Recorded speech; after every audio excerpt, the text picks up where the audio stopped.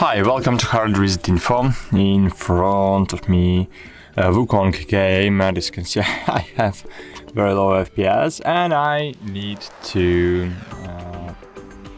just need to set my ray tracing level to low.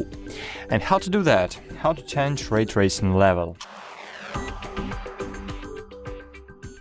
To do that, you should open settings and find graphics here.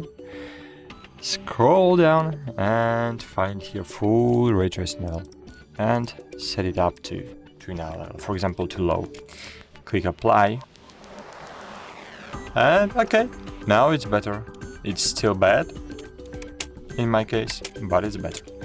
Thanks for watching, like this video, subscribe to our channel, and bye, see you.